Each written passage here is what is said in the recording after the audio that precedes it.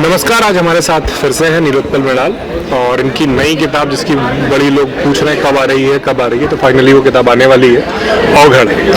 तो पिछली किताब इनकी डार्क हॉर्स थी। डार्क हॉर्स काफ़ी चर्चित रही, उसको पुरस्कार भी मिले और उससे को लोकप्रियता भी मिली, सारी चीज़ें हुई और देखते ही देखते नीलोत्पल खुद सेलिब्रिटी बन गए। अब जब नई किताब है, इसमें क्या है?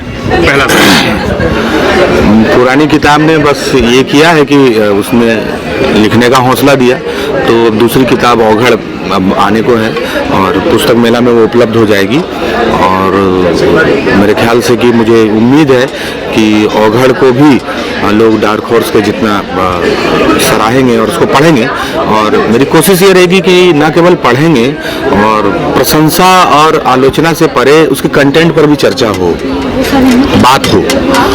ये इस बार एक बतौर लेखक मैं उम्मीद करूंगा या मैं निवेदन भी करूंगा कि आप पढ़ें, तो जो हम लोगों को खुद चाहिए पाठकों की ओर से कि वो जब हमें ठहर के पढ़ के और जब हमसे बात करेंगे तो हम भी आगे और सचेत होते जाएंगे लिखने के प्रति।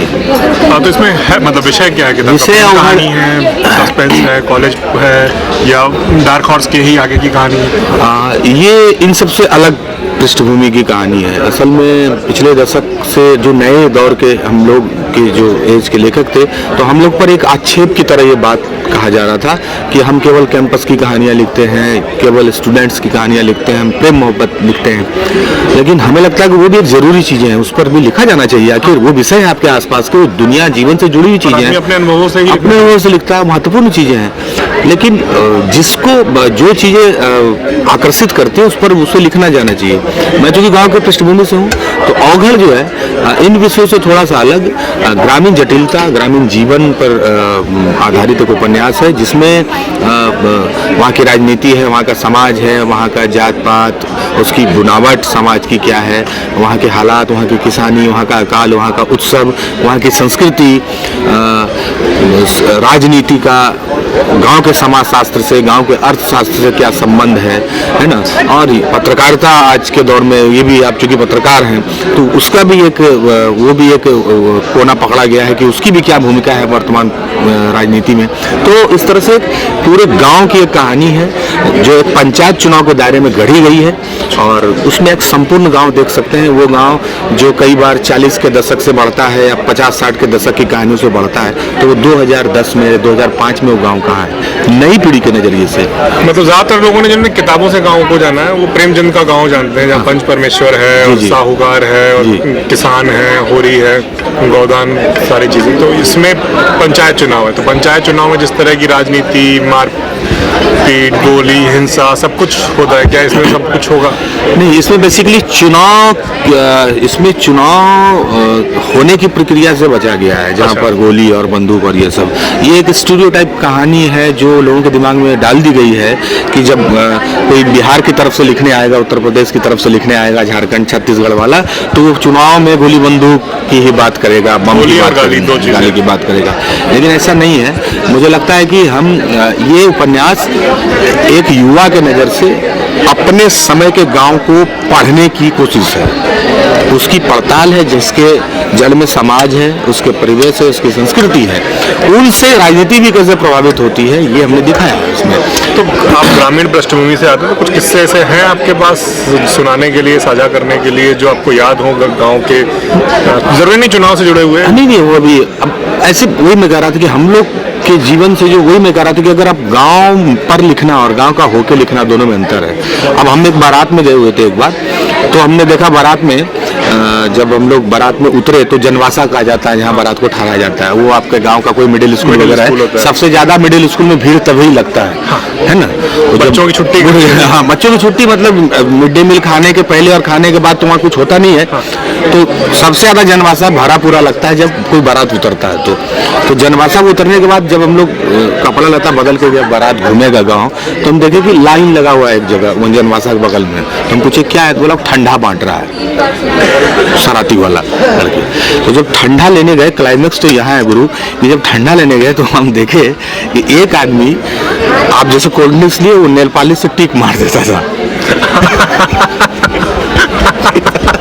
आप दोबारा फिर आगे न ले लें, मतलब इलेक्शन की तरह टिक मारता है।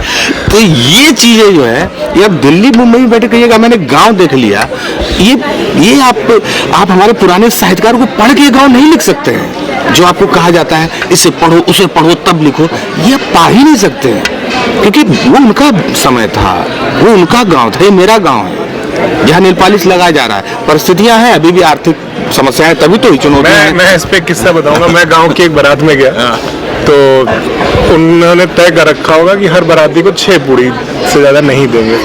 अच्छा, मुझे थोड़ा भूख ज़्यादा लगती है, तो 6 के बाद पूड़ी मांगो, पूछे पानी पियेंगे। तो उसके बाद 6, 7, 8 लोग आए, वो मतलब गिनती थी 6 रखने के बाद दोबारा फिर वो जो आया उनका हिडन सिर्फ पानी लेके आया। तो ये सब ऑब्जर्वेशन है। तो ये आपके समय का गांव है। आपके समय में अब बूफे जरूर लग रहा है, लेकिन बूफे का भी एक अलग सिस्टम होता है वहाँ गांव में, जो सर्च अलग होता है। तो गांव बदल रहा है, समाज बदल रहा है, परिवेश बदल रहा है, उस पर बहुत चीजें अपने अपना प्रभाव डाल रही हैं। तो ये एक वर्तमान समय की पीढ़ी के द्वारा अपने समय के गांव को देखने का प्रयास है। अब देखते हैं वो कितना सफल रहता है। हम लोगों ने कोशिश तो की है, मैंने। और ये मतलब किताब बड़ी मोटी भी होने वाली है। हाँ, ये देखिए स्लिम साहित्य का दौर है, जहाँ आपको किताबें भी 0 फिगर में चाहिए, जहाँ लोग कहते हैं कि 0 फिगर बुक है कि नहीं, कितने पन्ने हैं।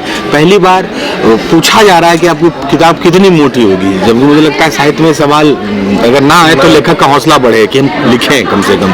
तो स्लिम साहित्य के दौर में ये कोलेस्ट्रॉल से भरा किताब है, ये थोड़ी मोटी है, ये 380-90 पेज की किताब है। तो मैं चाहूँगा कि पढ़ने वाले थोड़ा ठहर के पढ़ें, थोड़ा सा रुक के पढ़ें, जिससे हम लोग को हौसला मिले और हम लोग इससे पार पा सकें कि हम पतली किताबें लिखते हैं। कुछ सुनाएंगे? ओगड़ का जो गीत आपने कंपोज किया है, सुना पाएंगे? हाँ, देखिए पूरा दवा उवा खरीद के गले के लिए कहें, धंधा भी हमारा गाने उन्ने का ना, कविता उविता का तो आगे चलता रहे, लेकिन 2 लाइन जरूर कोशिश करते हैं तो आवाज़ के लिए। इनका गला सही में खराब है, तबीयत खराब है, फिर भी 2 लाइन कोशिश करो। कि चल साधो कोई देश यहाँ का, सूरज डूबा जाए, यहाँ की नदियाँ प्यासी है, यहाँ घन घोर उदासी है, यहाँ के दिन भी जले जले, यहाँ की भोर भी बासी है। अरे चल साधो कोई देश यहाँ का, सूरज डूबा जाए। चलिए, ये नीलोत्पल की किताब के बारे में आपको अंदाजा लग गया कि क्या है। और अगर आप ये वीडियो YouTube पर देख रहे हैं तो हमारे चैनल को सब्सक्राइब करिए। एक बार आप भी बोल दीजिए। जरूर IPC इनका चैनल, इसको सब्सक्राइब कीजिए, वो घंटी होता है वो बजा दीजिए, लाइक कीजिए, शेयर कीजिए और हमें हौसला दीजिए कि हम और नई चीज़ों के साथ, नए लोगों के साथ आपके पास। तो हम कुछ नया फिर से लेके आएंगे। तब तक के लिए धन्यवाद।